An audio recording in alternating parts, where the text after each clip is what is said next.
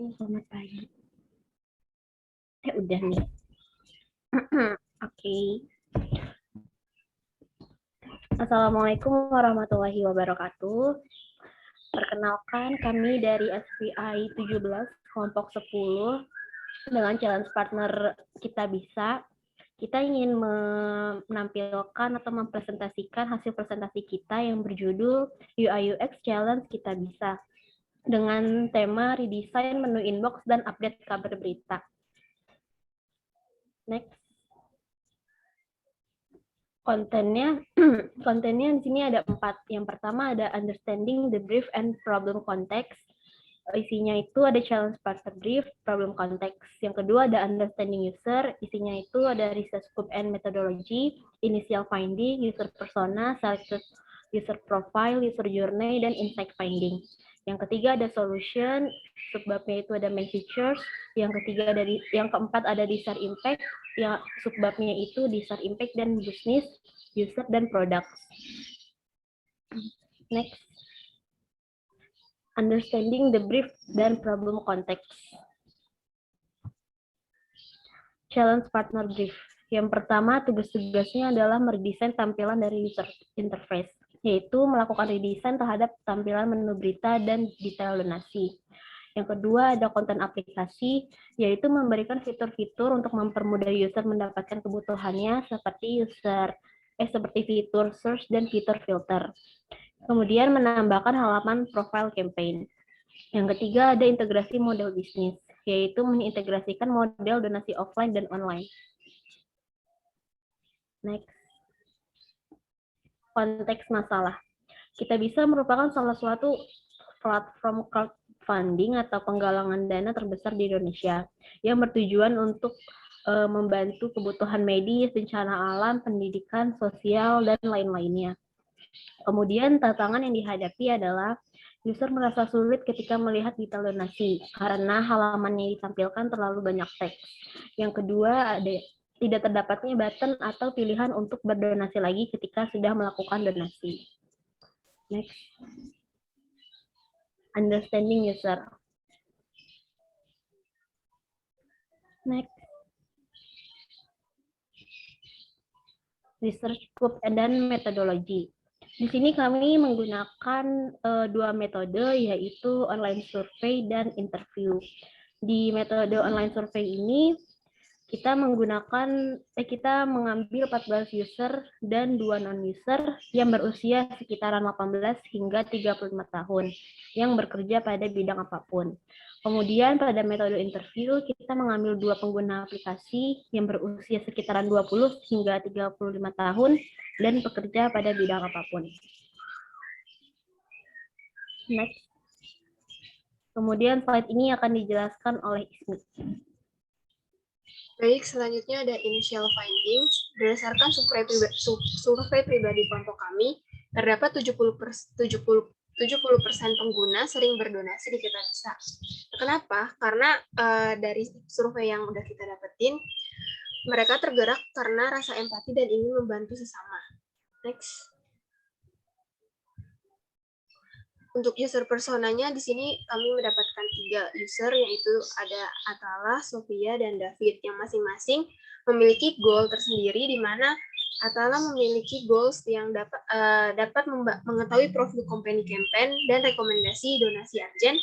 Sofia memiliki goal membuat tampilan menjadi lebih interaktif dengan gambar dan video, sedangkan David mempunyai goal membuat kebiasaan untuk dapat membantu dan berdonasi ke campaign yang terpercaya.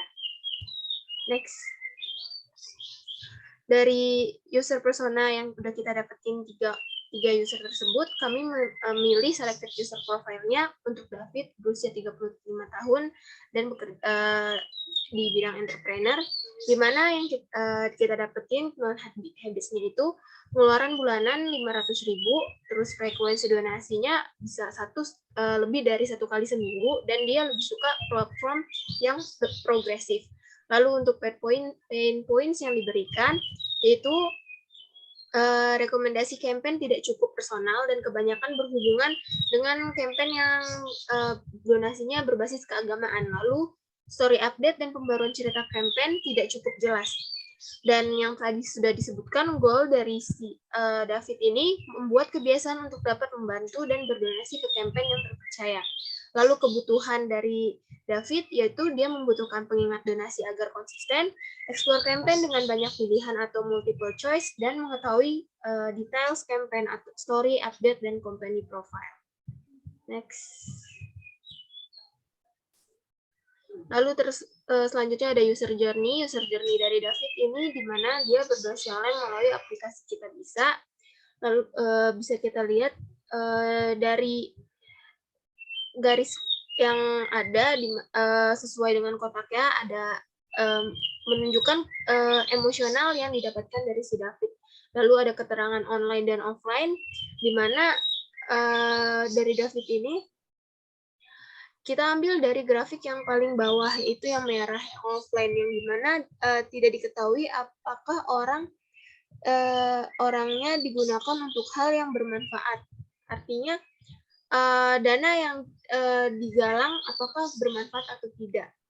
Jadi di sini dari perjalanan user journey ini kita dapat mengetahui hal yang menjadi masalah dari kebutuhan user si David. Next. Lalu insight finding user, ekspektasinya tampilan interaktif, alur update, berita terorganisir, update berita real time. Tetapi realitanya dari aplikasi Kita Bisa, alur pengguna masih terlalu rumit dan terlalu banyak teks serta kurang visualisasi, jadi tidak terlalu interaktif. Next.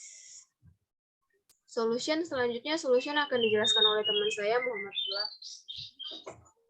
Lalu solutions, di sini ada beberapa fitur utama yang telah kami buat. Yang pertama itu dari fitur search, filter, favorit, dan progress di dalam menu box. Nah, ini kira-kira tampilan before-nya, setelah itu after-nya seperti ini. Fitur pencarian itu digunakan untuk mencari campaign yang dibutuhkan. Lalu fitur filter digunakan untuk mempermudah user mencari campaign berdasarkan kebutuhan kategori dan waktu. Lalu fitur favorit itu gunanya untuk menyimpan campaign yang disukai. Lalu ada progres menggalang dana itu untuk mempermudah user mengetahui progres campaign. Terus selanjutnya fitur, bukan fitur, istilahnya kayak pembaruan tampilan pada detail campaign. Nah ini tampilan afternya. Di situ kami memberikan detail yang lebih kompleks, lalu di situ kami memberikan fitur filter kabar terbaru, lalu kami juga menambahkan berbagai macam bentuk visualisasi seperti video, lalu kami juga memberikan fitur komentar untuk menambah kesan emosional bagi pengguna. Lalu kami juga menambahkan button donasi kembali ke dalam campaign yang pernah didonasikan. Lalu kami juga menambahkan fitur profil campaign dan stories. Di situ gunanya untuk memberikan info mengenai profil company, dan juga kami juga memberikan fitur story agar bisa memberikan gambaran real time dari donasi. Lalu goal desired impact,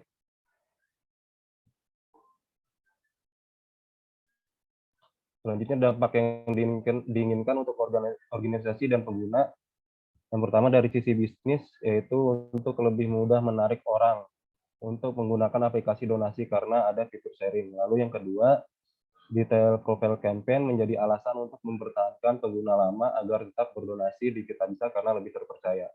Lalu yang terakhir, melakukan promosi dengan influencer. Lalu dari sisi pengguna, yang pertama itu pengguna merasa mudah dalam mengakses halaman inbox dan update berita. Lalu yang kedua, pengguna menyukai fitur stories dan profil company. Ya mungkin itu saja presentasi dari kami, kurang lebihnya mohon maaf. Wassalamualaikum warahmatullahi wabarakatuh.